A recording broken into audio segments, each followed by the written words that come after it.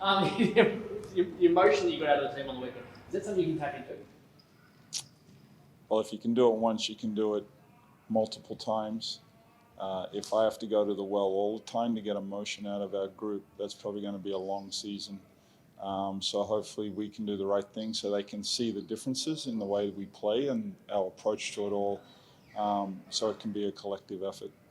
The intensity was that much comes. How do you bottle that?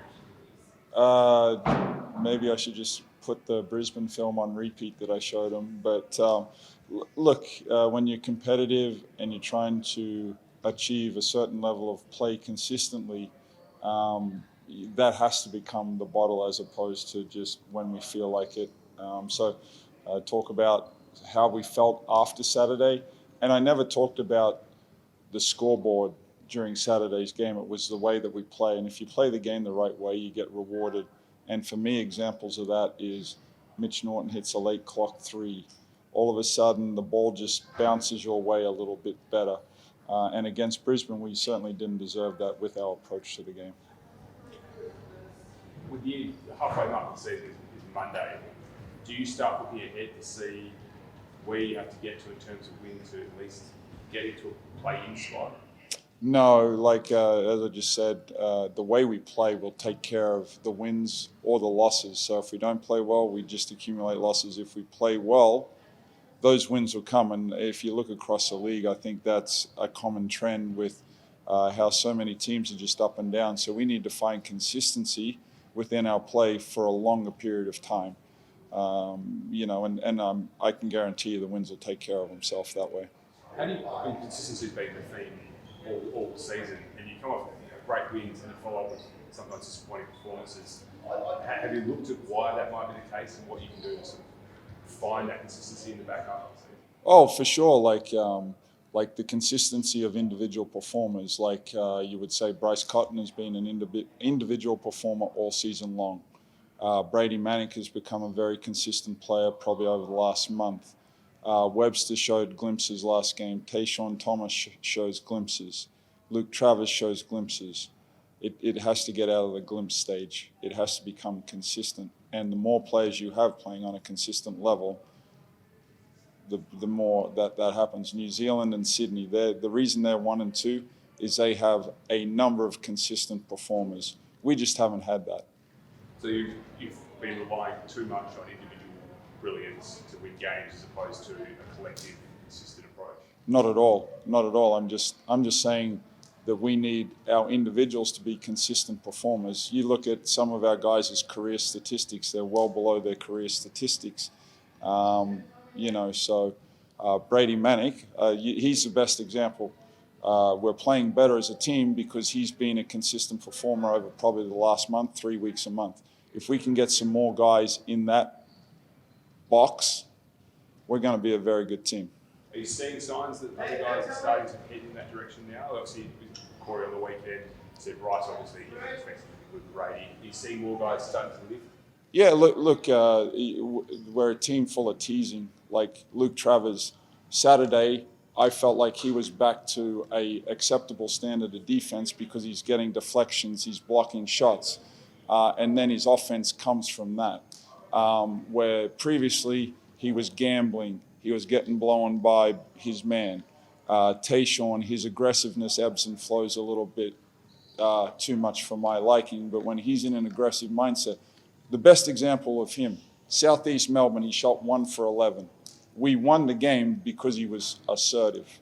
He didn't get in his own mind. So they're the things, they're the barometers that each individual has to bring their skill set for us to be a good team.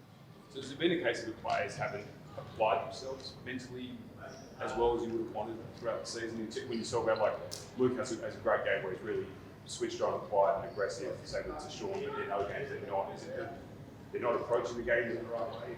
How do you sort of assess those ups and downs? Oh, look, you can play mind games with yourself however you want to do it. Like I can say, we come out of the gate really good in the preseason.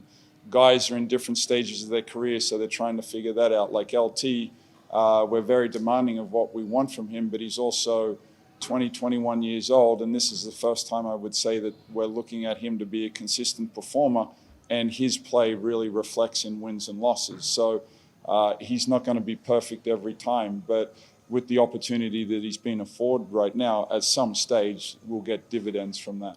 You, the decision for him starting 5, was that a more move? More responsibility sort of move? Look, whether he starts or whether he comes off the bench, his standard or my expectation of him isn't going to drop.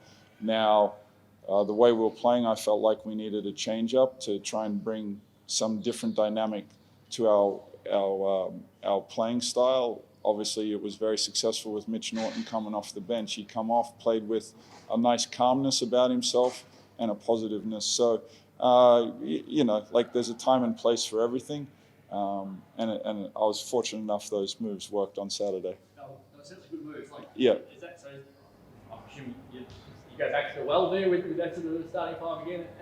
What works, stick with for as long as it. Absolutely, and Jesse Wagstaff plays best off the bench for us. He did a phenomenal job as a starter for us. But for us to be our best, Brady Manick needs to be a productive player for us every game.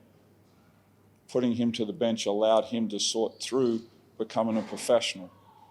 Now, a lot of people got restless about that.